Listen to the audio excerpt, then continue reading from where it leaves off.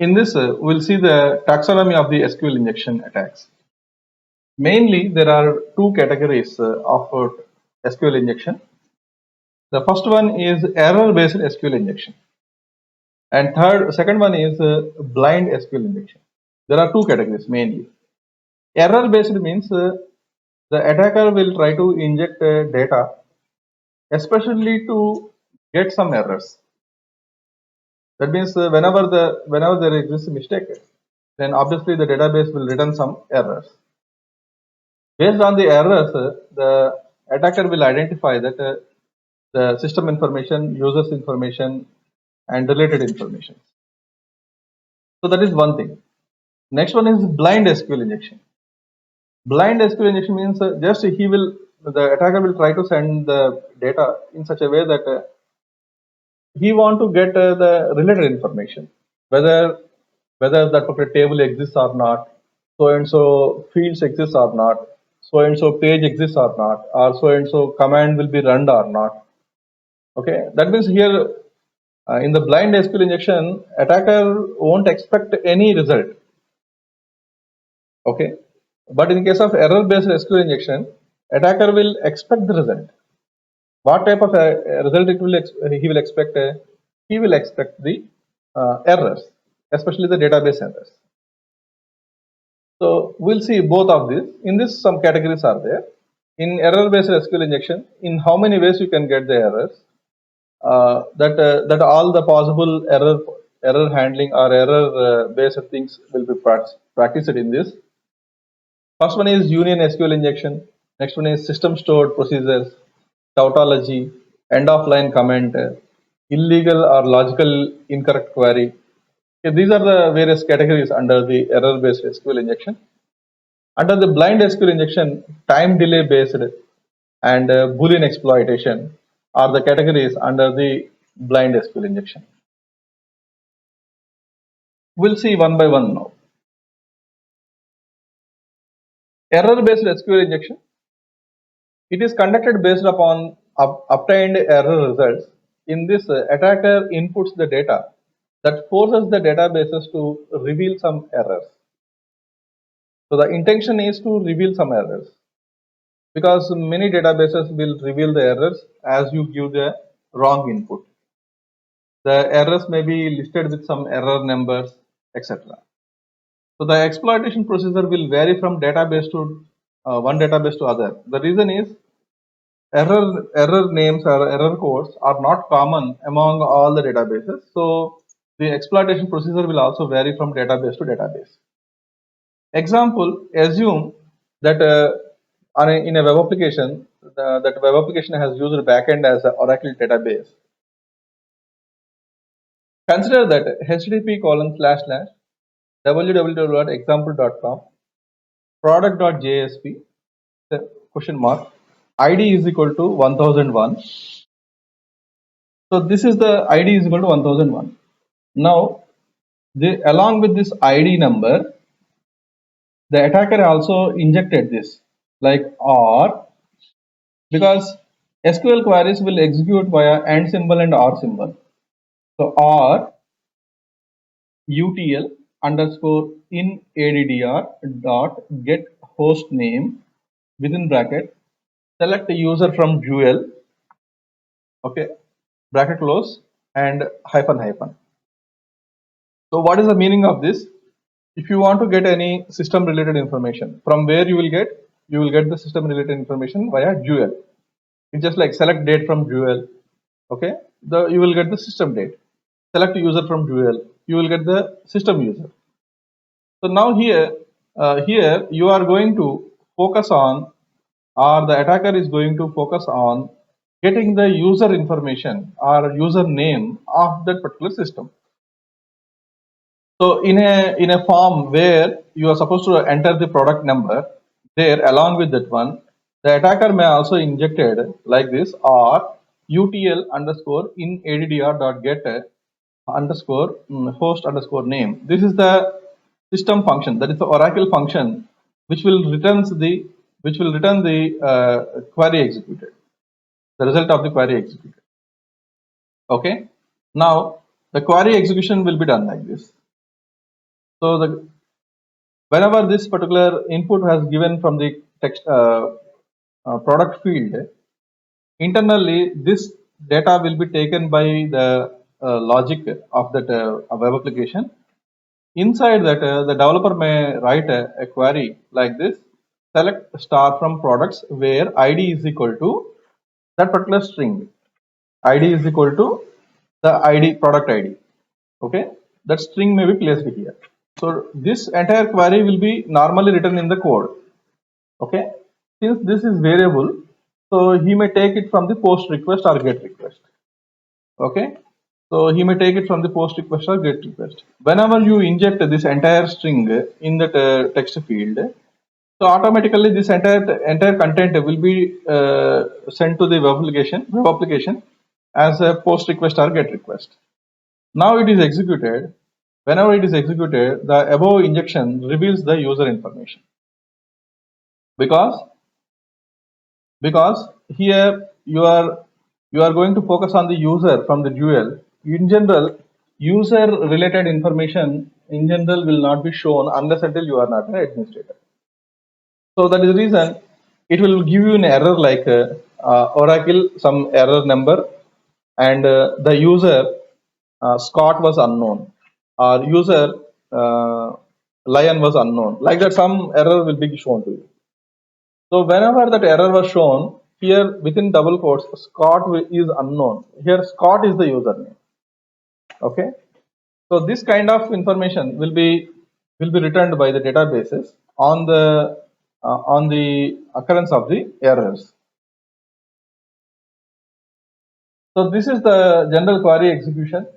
Especially the attacker will identify, or attacker will aim to reveal some information via error messages. Next is union SQL injection. It is done via joining a forged query to an actual query. See here, a forged query means whatever the information you want, that will be added with the actual query. It may be used to reveal the value of the fields of other tables. Like example, select star from users where ID is equal to 1212. Now user will enter like this in the text field, where ID field 1212, then union all, select credit card number, comma 1, from accounts. Okay, so it will return the user information, that is the table ID is equal to 1212, its related information. Union means it combines with all, that means all the fields will be unioned, and selects the credit card number from the accounts, and will be returned to the screen or returned to the user. So this is the way how the union SQL injection will be done. That means attacker will try to change the component or combination of the SQL queries, and operation on or operation or union or any other nested query operations, etc. Next is the blind SQL injection. Here three categories are there in blind SQL injection. Blind SQL injection, here no error messages are expected. Okay, here in general in blind SQL injection no error messages are expected, but attacker wants to know whether some information is available in the, or such information is available in the database or not. So here three categories are there: no error messages. In this SQL injection, results are not visible to the attacker. Generic page method, that means here attack is performed with the intention of exploiting web application, such that instead of error messages, a generic page will be shown. In many of the web applications, very big web applications, there will be a generic page. That means some if something is missing, or some pages are not available, or some information is not available, then the web application will always show a generic message or generic page. It may be a home page or maybe anything. So attacker will try to inject the data in such a way that he is not intended to see the error messages, but he is injecting that particular code intended to know that whether the generic page was shown or not. When the generic page was shown, then obviously attacker will think that okay, this web application is prone to SQL injection attacks. That means we can perform SQL injection attack on the web application. Then he will go for what are the parameters we can target so that the SQL can be injected. So this is what the basic idea of the generic page attack. Next is time-based attacks. Here it is a little tricky attack. Attacker uses the command called wait for delay and time in seconds. So this is the most commonly used command to wait for some time. It is just like a sleep function in C programming, C++ or Java programming, where the CPU or where the program will not do anything for a certain duration. In case of Java programming, threads will not do their operations till certain time. So wait for delay time in seconds. So this particular function will be used for performing the attack. That is blind SQL injection attack. It is just like this. Example, if you look at the example, select star from users where ID is equal to 1212 semicolon. Now it is over. This query is over. In the text field, the attacker will inject like this. If exists, okay, if exists, within bracket, select credit card number, previous query only, select credit card number, comma, 1, 1 from accounts. That means if credit card number is available in the accounts table, if exists, that is, if it is available, then wait for delay, okay, 10 seconds. That means immediately don't show the result, but wait for 10 seconds and show the result. Okay, even though web application is not showing any result, like even though if this kind of query was occurred, if errors was raised, if the web application is masking those errors, but some way or another way, some results should be shown onto the screen. Whenever this query is executed, if credit card number information is not present in the accounts table, okay, then immediately error message will be shown. But if it presents, the control is not under the web application, but the control is under the database to give the result. So what the database is doing here, the database will wait for 10 seconds and will give the reply. Whenever the control is given to the web application logic, then only the web application will display the result, right?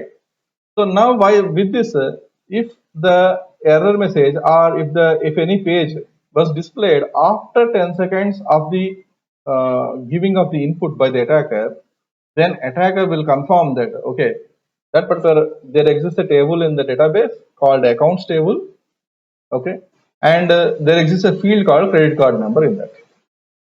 This is the way the attacker will come to know about the information of the database, especially like database tables, fields in the tables, etc. Other error-based methods are like this: Boolean exploitation method, in which multiple valid statements that evaluate to true or false are supplied in HTTP parameter request. Then combination of these true and false statements will be used to get some information from the database. Next, system stored procedures. Attacker attempts to exploit the database stored procedures. There will be some default stored procedures will be there. They will try to exploit those stored procedures to gain the access. End of line comment. So from so long you are doing, we have seen from previous slides also, there is a hyphen symbol at the end, which is showing you to ignore, or you can say it is like a escape sequence. So escape sequence is nothing but if you want to place a backslash, what you do in general, backslash you will mention. So whenever you say backslash, first backslash will be ignored in C programming or in Java programming. So two backslash whenever you mention, first backslash will be ignored and second backslash will be taken into consideration. So like that, some escape sequences will be there in the SQL queries. They will use those escape sequences to inject the queries. The legitimate code that follows is nullified through the use of end of line comment. So select star from user where name is equal to Ramu and user ID is equal to null, semicolon and hyphen. So this is the comment, end of line comments. Next is tautology. Tautology means always the condition will be true. Okay. So in discrete structures also you might have studied the tautology. Always the result will become true. That means you will structure the logic in such a way that it will be always be true. Injecting the data such that the executing query always return the result. In such a way you will execute the query or you will execute the condition. Select star from user where name is equal to nothing. Here I have not mentioned any name, but or symbol I have placed here where 1 is equal to 1. In general, or will execute either of the condition is true. So if name condition is false, even though name is false, but since 1 is equal to 1 is there, it will print all the details of the user. This is the way tautology based method will be followed. Next is illegal or logically incorrect query. That is, attacker attempts to send logically incorrect requests such as injectable parameters, data types, names of the tables. So always they will find it will be finding as a logically incorrect, like a wrong data type may be sent. There is no character data type, but there is no var type of data, but they will try to send some information related to that. They will try to send wrong date formats, and this kind of things will reveal some errors or will show some errors onto the screen. That errors may be useful for the attacker to formulate their own queries to inject into the web application. So these are the different methods. That is, these are the taxonomies of the SQL injection. We'll see some more details of the SQL injection attacks in the next lecture.